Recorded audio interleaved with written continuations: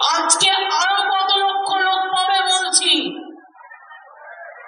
প্রথমে তো বলি বর্ধমান পূর্ব জেলা আজকে প্রায় 4 লক্ষ বেশি লোক পরিষেবা পাচ্ছে, আর বর্তমান পশ্চিম জেলাও 1,60,000-এর মতো পরিষেবা পাচ্ছে।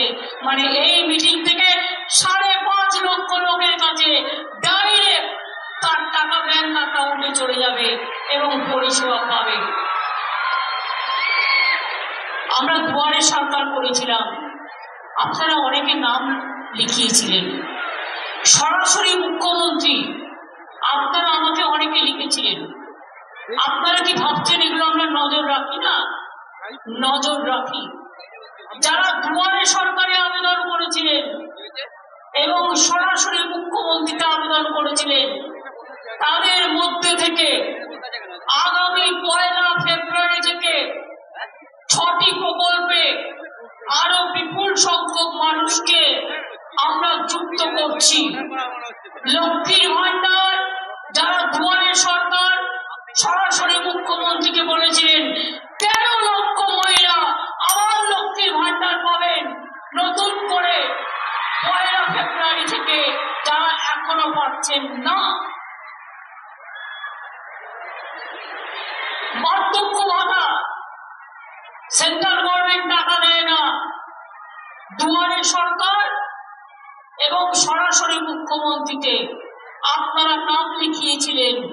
মনে রাখবেন, আমরা সেখান থেকে 9 লক্ষ মানুষকে বার্ধক্য ভাতা আমরা আজকে রাজ্য জুড়ে 1 ফেব্রুয়ারি থেকে তারা টাকা পাবে, আমরা বার্ধক্য ভাতা দিচ্ছি।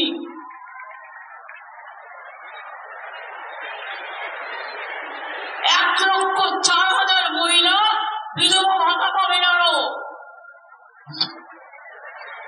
আরো 7,000 মানবিক ভাতা পাবেন। কন্যাশ্রী প্রকল্পে আরো 10 লক্ষ সংযুক্ত হবে, অর্থাৎ 85 থেকে 95 আমি সেঞ্চুরি দেখতে চাই।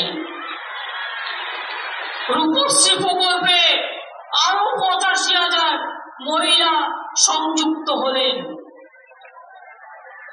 আমি সবটা না বলে নিশ্চয়ই বুঝিয়ে দিতে পারলাম।